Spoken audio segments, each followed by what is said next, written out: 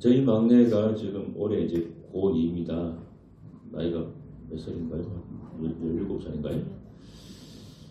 하여튼 고2인데, 이제 저희 이제 목사님들만 모이는 목사회가 있습니다. 그래서 목사님들이 모임이 한 2달에 한 번씩 모여서 같이 뭐 식사도 하고 같이 뭐 모임도 하고 그런 모임이 있는데, 이 목사회 모임이 한 지가 꽤 오래됐습니다. 그래서 며칠 전에 이제 몇 분 목사님들 만나서 이제 일 때문에 같이 얘기하는데, 이제 저희 막내가 벌써 고2가 됐다 그러니까 다들 깜짝 놀라시더라고요. 왜 그런가 하면은 이제 제 목사회 모임 이제 2달에 한 번씩 할 때, 제가 우리 막내가 어렸을 때 유치원 다니고 할 때 6살, 7살 할 때 그때 같이 늘 데리고 다녔거든요.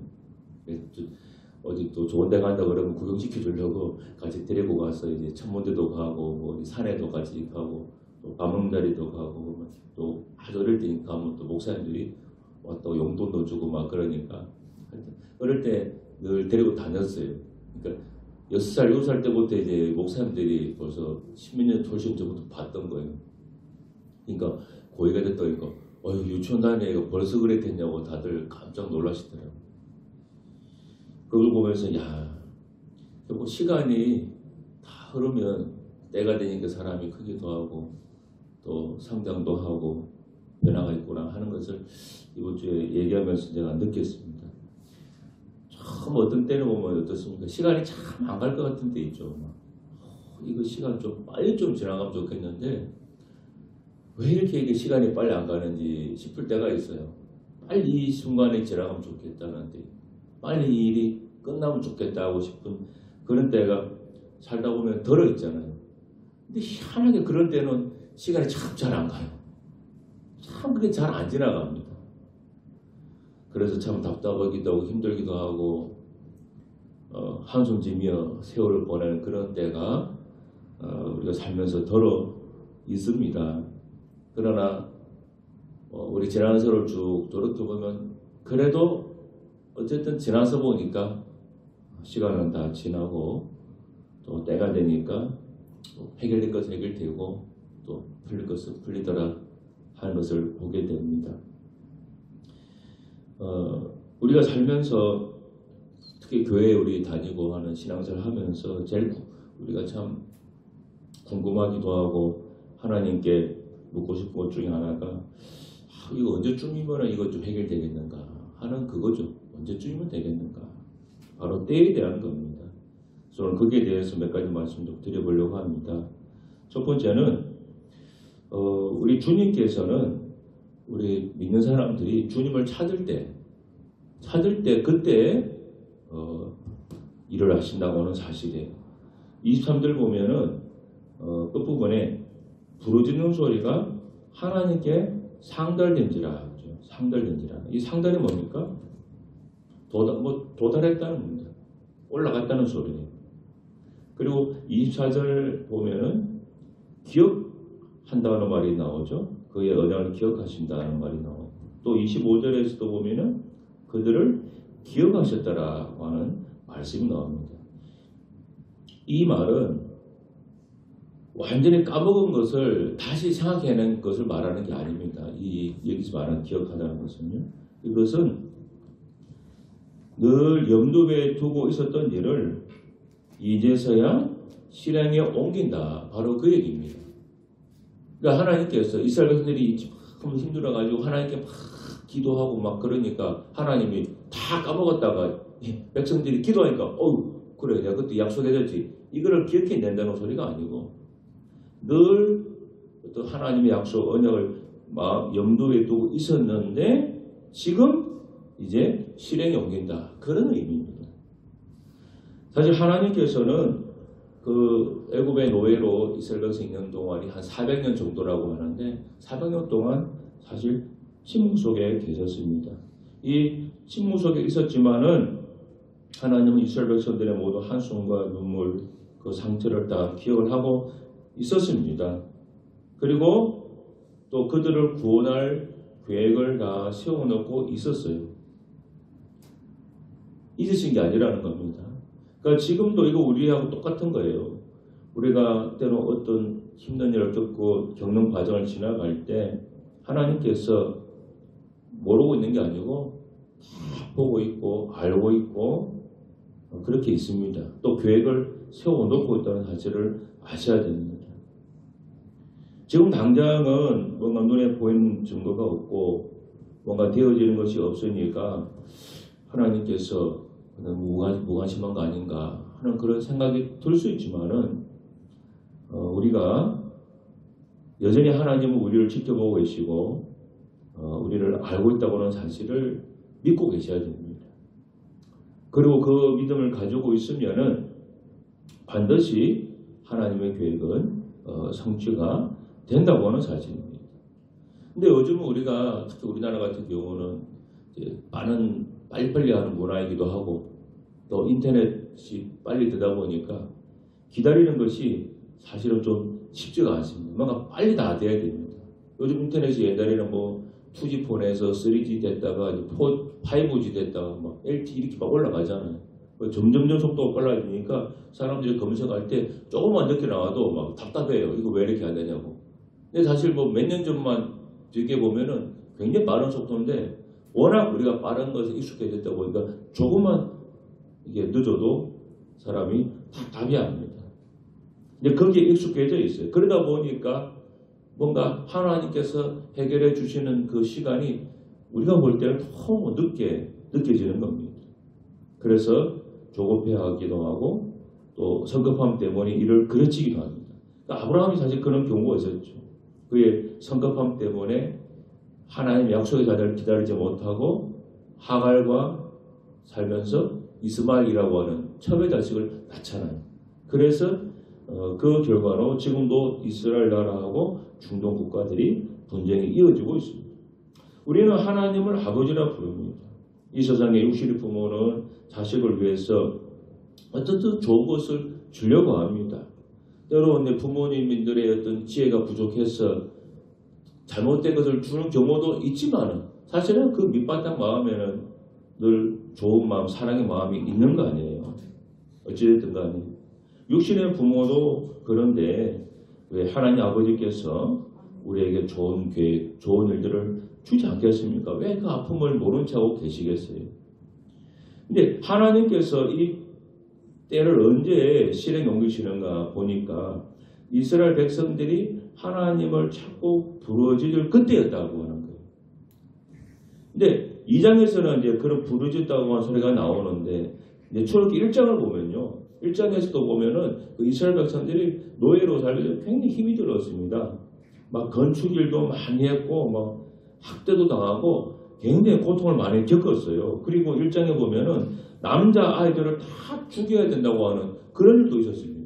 애국 왕이 명령이 있어가지고 사나이는 태어나면 막 다 죽이라고 하는 그런 엄청난 핍박도 받았어요. 그러니까 얼마나 힘이 들었습니까? 그런데 1장에 보면은 이스라엘 백성들이 하나님께 부르짖었다고 하는 그런 구절은 없습니다. 그들이 기도를 안 해서 안 적은 건지 그건 우리가 알 길은 없지만 일단 1장, 2장을 단순히 비교해 놓고 보면 1장에는 여호와께 부르짖었다라 그런 말이 없어요. 근데 2장에 와서 보면은 이제 부르짖었다고 하는 말이 나오기 시작합니다. 이때가 언제냐? 모세가 80세 되는 그 해입니다. 그러니까 하나님께서 모세가 80세가 되는 그 해에 이스라엘 백성들이 그 해에 또 부르짖었고 이 두 개가 결합되면서 하나님의 출애굽의 역사가 실제로 일어나기 시작한다는 겁니다. 그러니까 하나님 때가 된 거예요. 하나님이 알아서 척척해 주면은 정말로 좋겠지만은 지금까지 제가 뭐 성경 내용도 그렇고 신앙을 한 것을 쭉 지켜보면은 하나님은 그렇게 하지 않습니다. 하나님께서는 우리 신자들이 하나님을 찾을 때까지 대부분 기다리고 계십니다. 우리가 힘들다고 바로 나서서 해주지 않습니다. 하나님은 우리의 비서도 아니고 종도 아니에요. 여러분 비서는 어떻습니까? 비서가 알아서 다 해줍니다. 사장님이 그냥 뭐 해라 하는 것도 있지만은 비서는 자기가 스스로 다 알아서 다 해주잖아요. 예, 하나님은 절대 우리의 비서도 아니고 우리의 종도 아니에요. 이거를 잊으시면 안 됩니다. 하나님은 우리 아버지죠. 그렇기 때문에 하나님께서는 우리 신자들이 하나님께 뭔가 요청할 때 그 요청을 들으시고 움직이는 경우가 실제로 많다고 하는 겁니다. 우리 아이들도 그렇지 않습니까? 보통 뭔가 필요한 것이 어떻게 합니까? 부모님한테 요청하잖아요. 알아서 해주는 경우도 있지만 또 많은 경우에는 요청을 듣고 해주기도 한다는 겁니다. 요람기상 18장을 보면은 또 그런 내용 나옵니다. 이스라엘 시대, 엘리사 선지자 시대에 이스라엘 땅에 한 3년 동안 비가 오지 않았잖아요. 그래서 하나님이 이제 3년이 지났으니까 내가 이 땅에 비를 내려주겠다고 말씀을 했어요. 비를 내려주겠다.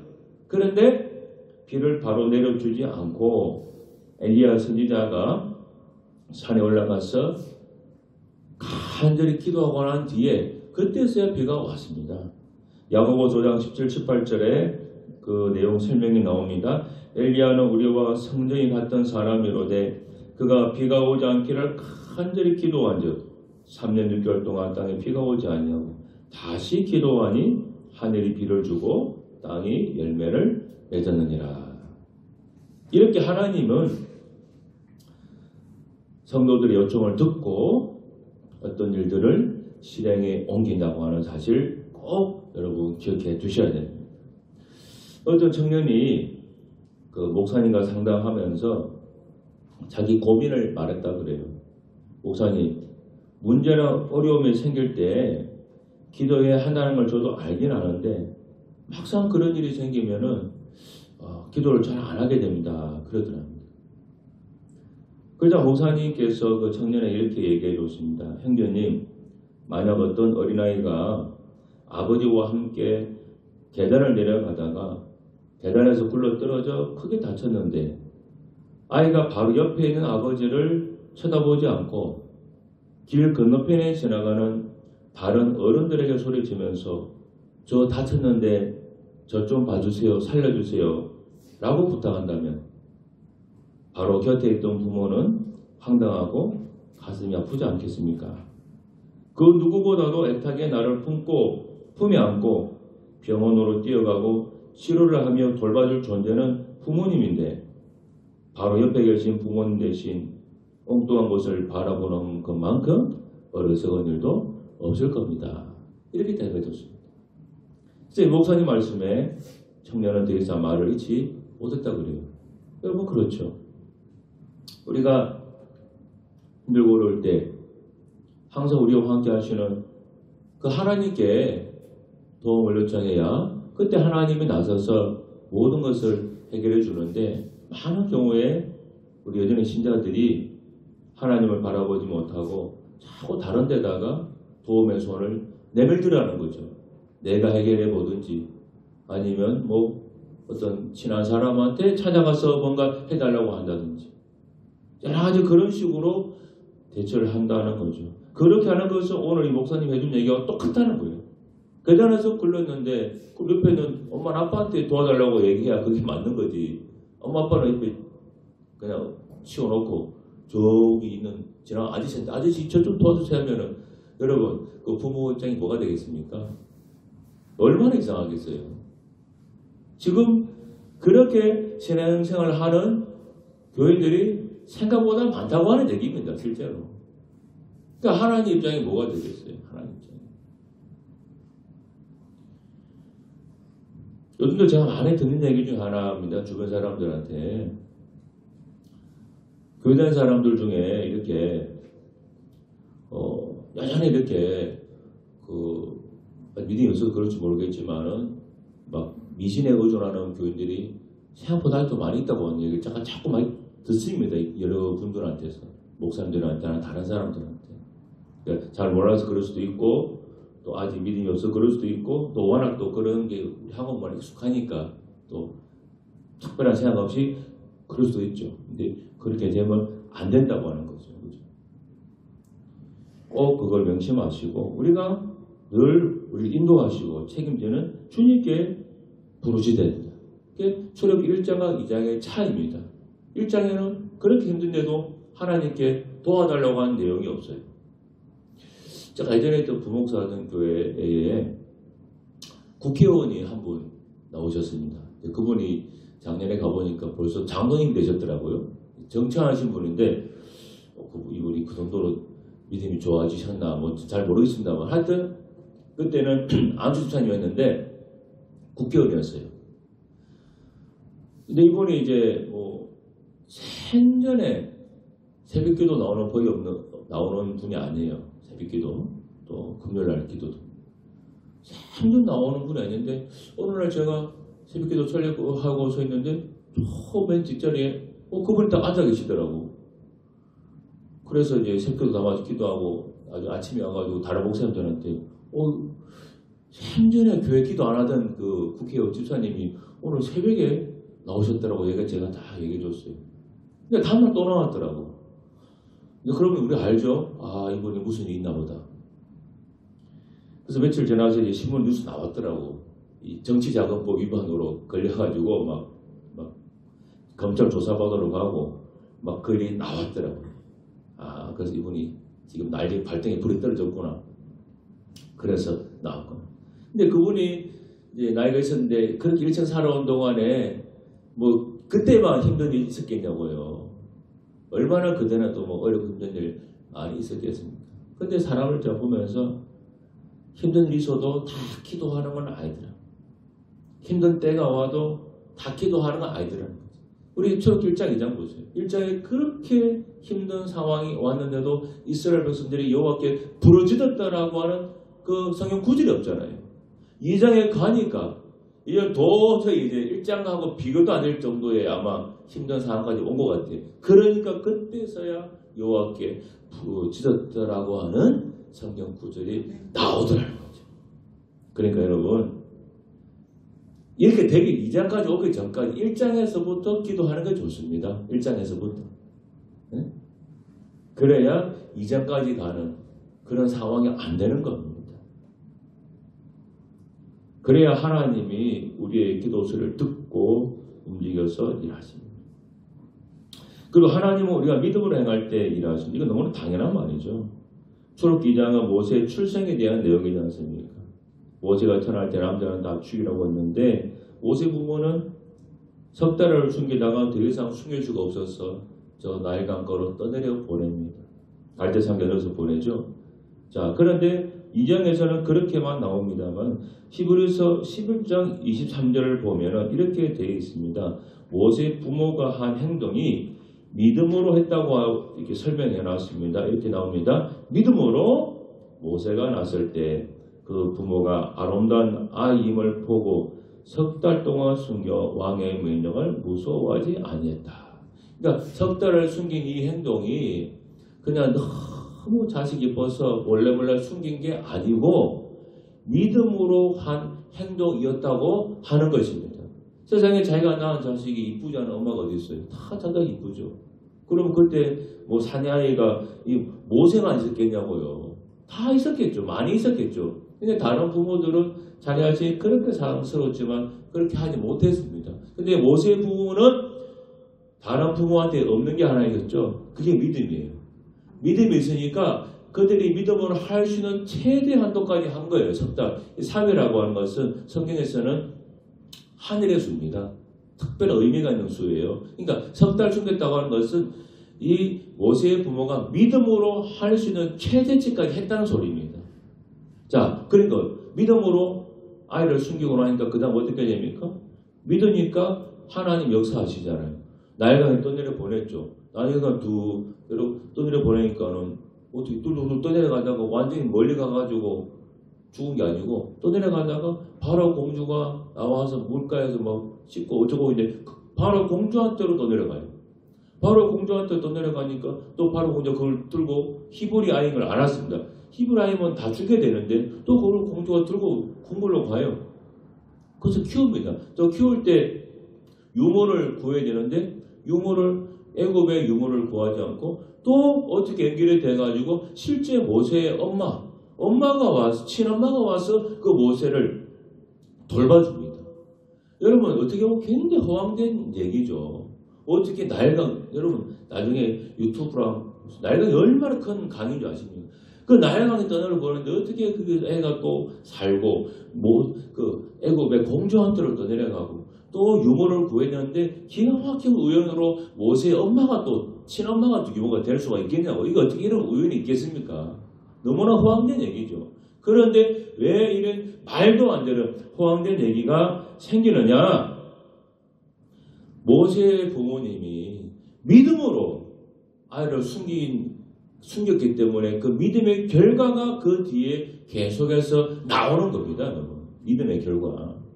그래서 믿으면 이런 일이 일어나는 것입니다. 그래서 자꾸 우리는 믿어야 된다. 그 얘기를 해주는 거예요. 믿음의 씨앗을 뿌리니까 그 뒤에 이런 좋은 열매들이 쫙 자라서 나중에 애굽에서 자랐지만 모세가 믿음을 잃지 않았잖아요. 여러분 그냥 쉽게 생각하세요. 절에서 자란 아이가 예수 믿는 믿음을 잃지 않는 것이 가능하겠습니까?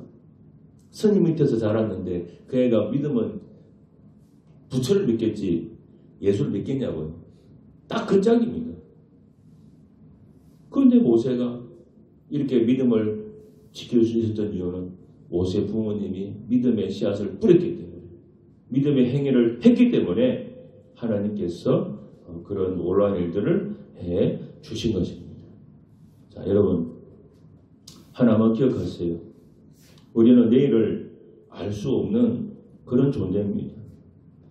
그렇기 때문에 인생 전체를 볼 때 무엇이 가장 적절한지 우리는 정확히 판단해낼 수 없습니다. 지금 내가 하는 게 가장 맞는 것 같고 옳은 것 같고 가장 잘한 것 같은데 그건 내 생각이고 10년, 20년 지났을 때 여러분 꼭 그렇게 된다는 보장이 없어요. 그러나 하나님은 우리 인생 전체를 다 아시는 분이기 때문에 오늘이 나은지 내일이 나은지 정확하게 아십니다.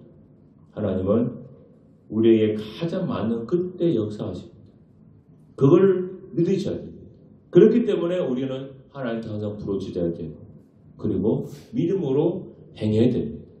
그럼 반드시 하나님께서 놀라운 일들을 모세의 가정에 주신 것처럼 우리에게 주시리라 저는 그렇게 믿습니다. 기도하겠습니다. 하나님 아버지 고맙습니다.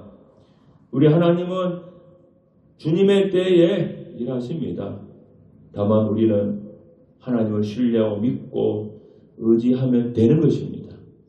믿음으로 행하게 하옵소서. 모세의 부모처럼 믿음으로 행하는 저희들 되게 하옵소서. 예수님 이름으로 기도드립니다. 아멘.